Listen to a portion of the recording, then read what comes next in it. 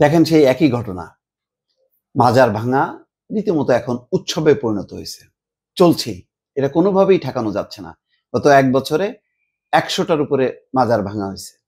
এর মধ্যে দেখেছেন সেই গোয়ালন্দের নির্মম ঘটনা, সেখানে এক পাগলা নুরালকে তার লাশ তুলে নিয়ে পোড়ানোর ঘটনা।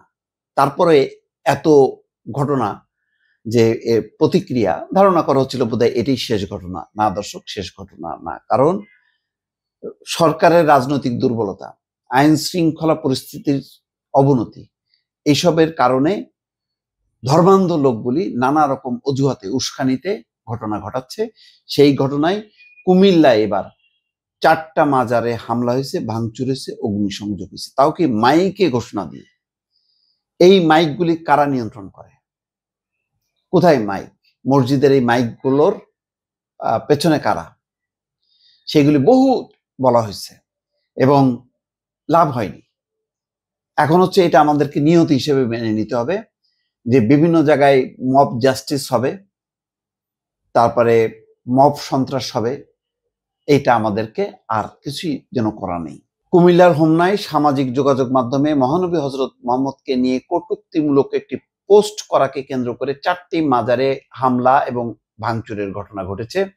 এর মধ্যে একটি মাজার আঙিনায় থাকা 3টি বসতঘর ভাঙচুর শেষে অগ্নিসংযোগ করা হয়েছে। আগুন আছেই, ভাঙচুর আছেই। বৃহস্পতিবার সকাল 10টা থেকে 11টার মধ্যে উপজেলার আসাদপুর ইউনিয়নের আসাদপুর গ্রামে পৃথক 4টি মাজারে এসব হামলার ঘটনা ঘটে। পরে সেনাবাহিনী এবং পুলিশের সদস্যরা ঘটনাস্থলে গিয়ে পরিস্থিতি নিয়ন্ত্রণে আনেন। ঘটনার পর থেকে ওই এলাকায় অতিরিক্ত পুলিশ সদস্য মোতায়েন করা হয়েছে। আতঙ্ক বিরাজ করছে মাজারের ভক্তদের মধ্যে। এই যে হামলা হচ্ছে, মাজারে করা হচ্ছে, এতে কি মাজারে যারা ভক্ত, যারা মাজার পছন্দ করে, তারা কি মানে নিবৃত্ত হচ্ছে, বিরত হচ্ছে? হচ্ছে না। কিন্তু কি হচ্ছে, ধর্মের মধ্যে বিভাজন করতেছে, উগ্রতা তৈরি করা হচ্ছে। এবং প্রতিটা দেখবেন যে যখনই নাকি এই মাজার ভাঙা হচ্ছে, তখন একটা ইস্যু তৈরি করা হয়, সামাজিক যোগাযোগ মাধ্যমে একজন পোস্ট দিয়ে দিচ্ছে। এটা হয়তো একটা বট আইডি, তার কোনো মানে হদিশ থাকে না। তারপরে এটাকে অছিলা করে খুব সুপরিকল্পিতভাবে এই ঘটনাগুলো ঘটানো হয়, মানুষকে উত্তেজিত করে। হামলার শিকার ওই 4টি মাজার হচ্ছে আসাদপুর গ্রামের আলেকশা বাড়িতে অবস্থিত তার বাবা কফিল উদ্দিন শাহের মাজার, একই গ্রামের আব্দু শাহের মাজার, কালাই শাহের মাজার এবং হাওয়ালি শাহের মাজার। হাওয়া বেগম নামের এক নারী হাওয়ালি শাহ মাজার পরিচালনা করতেন, তবে সেখানে কোনো ব্যক্তি সমাহিত নেই। ওই বাড়িতে মাজার সদৃশ্য স্থাপনায় আগুন দেওয়া হয়েছে। পুলিশ এবং স্থানীয় লোকজন বলছে যে আলেকশা ছেলের মহসিন তার ফেসবুক আইডি থেকে বুধবার সকাল 10টা 52 মহানবীকে কটূক্তিমূলক একটা পোস্ট করেন বলে অভিযোগ ওঠে।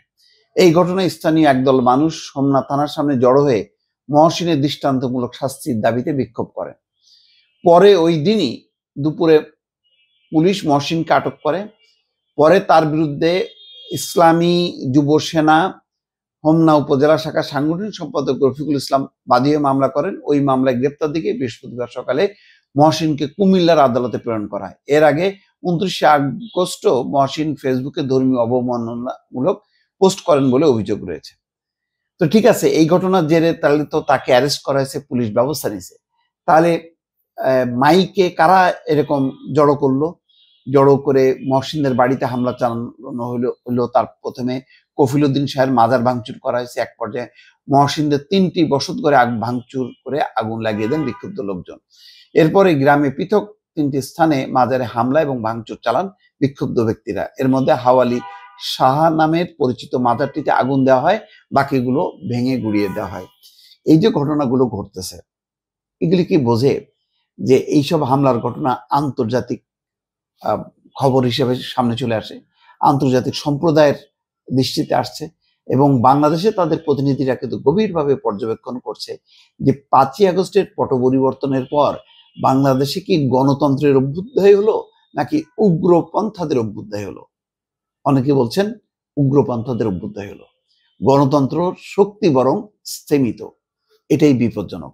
বাংলাদেশের জন্য সামনে বড় বিপদ আসতেছে এই সমস্ত কর্মকাণ্ডের কারণে, যেটা রাজনৈতিক দলগুলো প্রোটেকশন দিচ্ছে না বা অনুধাবন করছে না, অথবা এদের মধ্যে কেউ কেউ আছে এই রাজনৈতিক শক্তির মধ্যে, তারা এগুলি ইন্ধন দিয়ে বাংলাদেশের রাষ্ট্রের যে চরিত্র, সেই চরিত্রটা হয়তো পাল্টে দিতে চাচ্ছে। দর্শক।